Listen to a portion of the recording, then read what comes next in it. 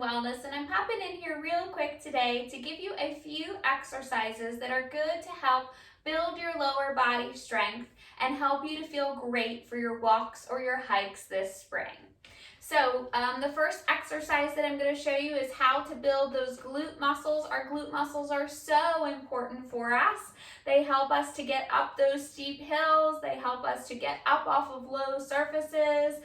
They help us to slowly descend as we're going down surfaces. So we're going to go over a squat first. And I know a lot of people have told me that they can't squat because they have bad knees or bad hips or whatnot. But I think a lot of that comes in the form. So we're going to go over the form today and show you the difference between what's going to hurt for a squat and what's going to feel good for a squat. So I want you to imagine that you are standing in front of a chair, or you can stand in front of a chair if you like to. I'm going to stand with my feet about hip width apart here. Your toes can be totally forward or they can be slightly pointed out to the side. It's a personal preference and what feels good for your body.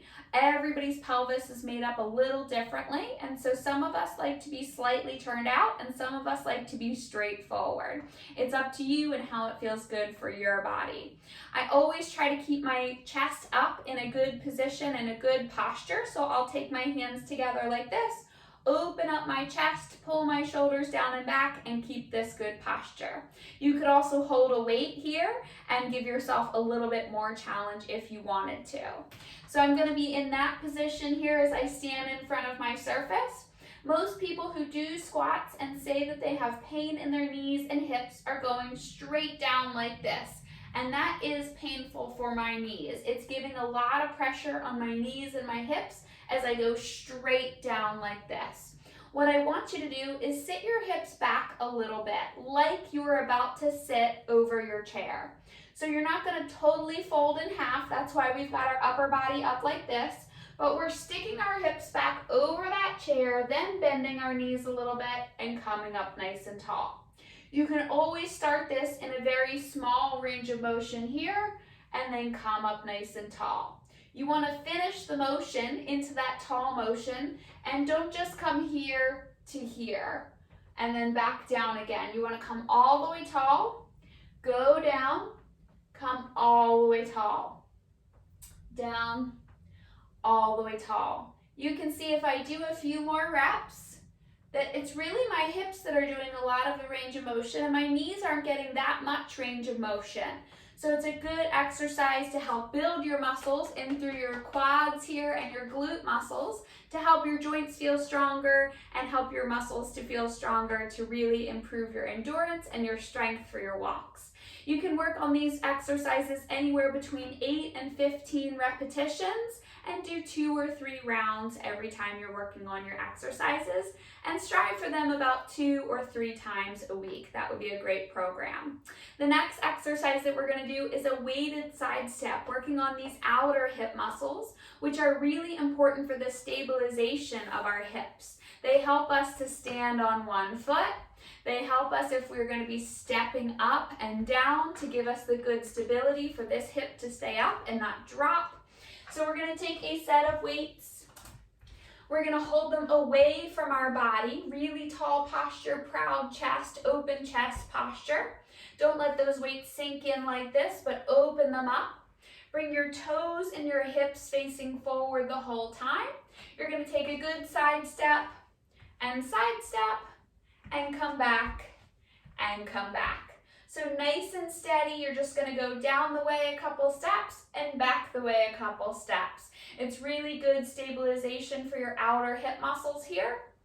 If you'd like to progress that exercise, you could go down into a side step and squat. So I've got my weight here, or you could do it without, and you're going side step squat and back up, side step squat and back up.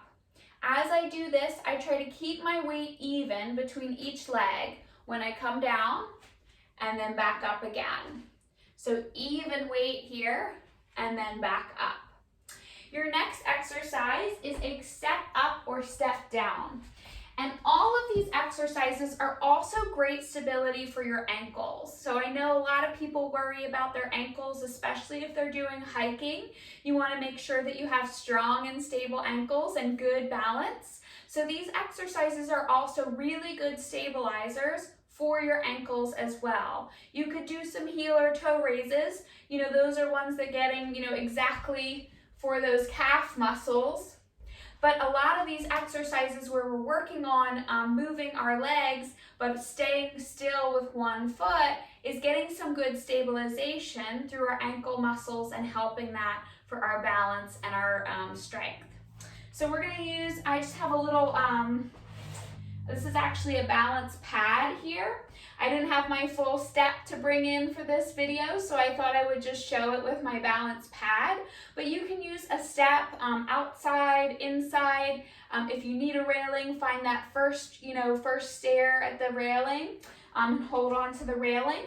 You can go for some step ups where you're coming up and then control it down. So what I'd really like to see is the controlling down part. So the stepping up part is usually not so bad, but I want you to take this one slow and controlled as you lower it down. And I don't have that much leeway here because my foam pad is only 2 inches or so big.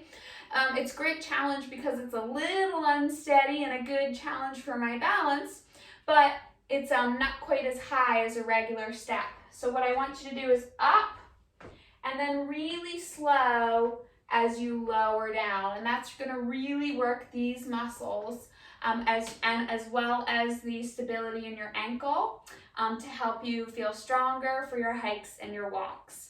So all of these exercises you can work on repetitions anywhere between 8 and 15 repetitions, doing about 2 or 3 sets 2 or 3 times during the week to help you build some strength, stability, and balance for your walks and your hikes. Comment below and let me know what questions you have about these exercises and how they went for you.